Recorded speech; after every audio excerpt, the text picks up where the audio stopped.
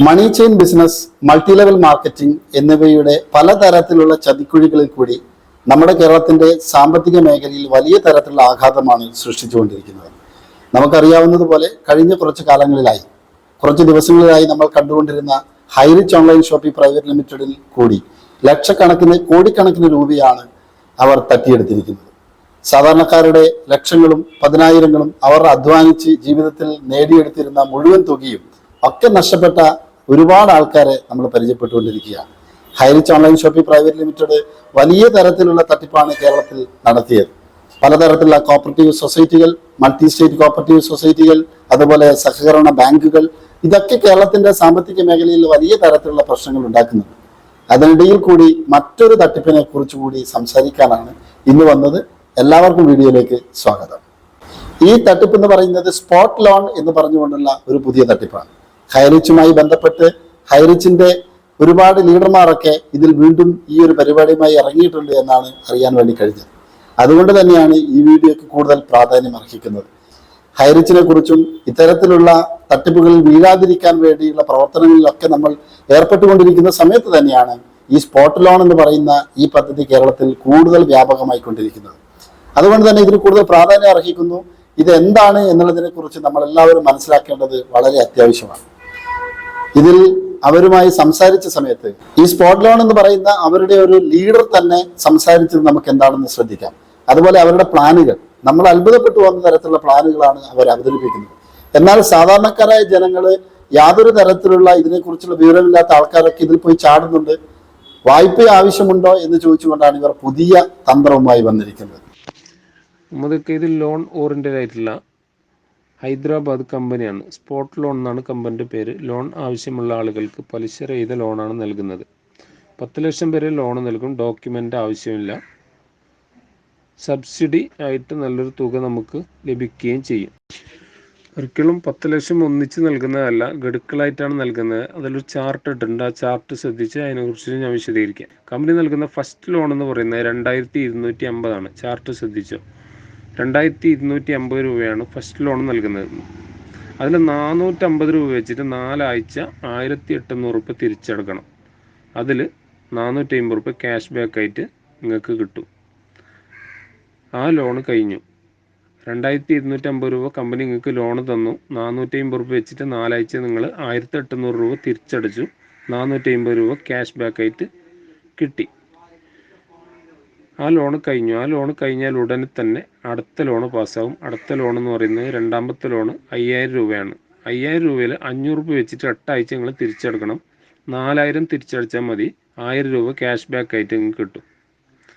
അങ്ങനെ ആ ലോണും കഴിയുമ്പോൾ അടുത്ത ലോണ് പാസ്സാവും 10,000-ൻ്റെ. അതിൽ 800 വെച്ചിട്ട് 10 ആഴ്ച 8000 തിരിച്ചടക്കുക.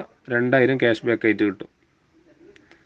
അതും കഴിയുമ്പോൾ നാലാമത്തെ ലോണ് പാസ്സാവും 25,000.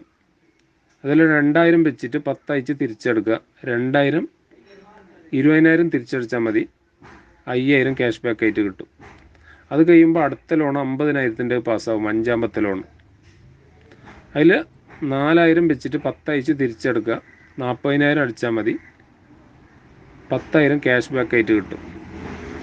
ആ ലോൺ കഴിയുമ്പോൾ അടുത്ത ലോൺ ആറാമത്തെ 1 ലക്ഷത്തിൻ്റെ ലോണ് പാസ്സാവും. അതിൽ 8000 വെച്ചിട്ട് 10 ആഴ്ച തിരിച്ചെടുക്കുക. 80,000 അടിച്ചാൽ മതി. 20,000 ക്യാഷ് ബാക്ക് ആയിട്ട് നിങ്ങൾക്ക് കിട്ടും. ആ ലോണും കഴിയുമ്പോൾ ഏഴാമത്തെ ലോണ് പാസ്സാവും 2.5 ലക്ഷത്തിൻ്റെ. അതിൽ 20,000 വെച്ചിട്ട് 10 ആഴ്ച തിരിച്ചെടുക്കുക. 20,000 2 ലക്ഷം അടിച്ചാൽ മതി. 50,000 രൂപ ക്യാഷ് ബാക്ക് ആയിട്ട് കിട്ടും. അതും കഴിയുമ്പോൾ എട്ടാമത്തെ ലോണ് പാസ്സാവും 5 ലക്ഷത്തിൻ്റെ. 40,000 വെച്ചിട്ട് 10 ആഴ്ച തിരിച്ചെടുക്കുക. 4 ലക്ഷം തിരിച്ചടിച്ചാൽ മതി. 1 ലക്ഷം ക്യാഷ് ബാക്ക് ആയിട്ട് കിട്ടും.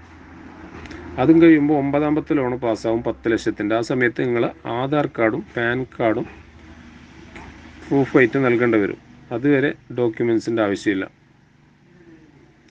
10 ലക്ഷത്തിൻ്റെ ലോണ് കിട്ടിക്കഴിഞ്ഞാൽ 80,000 വെച്ചിട്ട് 10 ആഴ്ച തിരിച്ചെടുക്കുക. 8 ലക്ഷം തിരിച്ചടിച്ചാൽ മതി. 2 ലക്ഷം ക്യാഷ് ബാക്ക് ആയിട്ട് കിട്ടും. അങ്ങനെ ടോട്ടൽ ക്യാഷ് ബാക്ക് 3,88,450 രൂപ നിങ്ങൾക്ക് ഇതിനകത്ത് ലഭിക്കും. ഇതിനകത്തുള്ള പ്രോഫിറ്റ് എന്ന് പറയുന്നത് ഇതാണ്. ഇനി ഈ പറയുന്ന മെമ്പർഷിപ്പ് ഫീ ആയ 1,600 രൂപ എടുത്തിട്ട് കമ്പനിയിൽ നിന്നും ലോൺ എടുക്കാൻ താല്പര്യമുള്ള ആളുകളെ നിങ്ങൾക്ക് കമ്പനിക്ക് സ്പോൺസർ ചെയ്യാൻ പറ്റുന്നില്ലെങ്കിൽ നിങ്ങൾക്ക് എന്ത് ചെയ്യാം?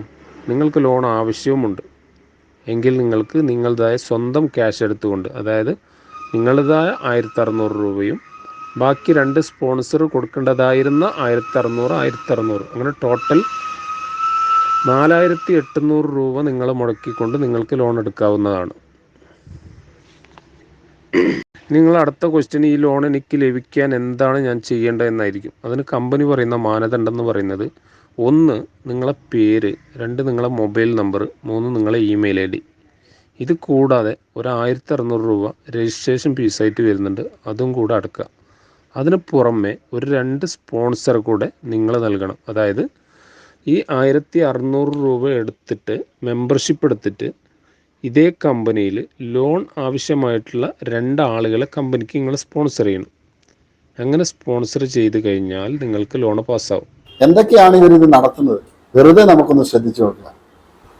നമ്മൾ ആലോചിച്ച് നോക്കൂ, ഒരു ലോണ് ആവശ്യമുള്ള ഒരാൾ ആദ്യം തന്നെ 1600 രൂപ അടച്ചുകൊണ്ട് ലോണിലേക്ക് ഇടപെടുക.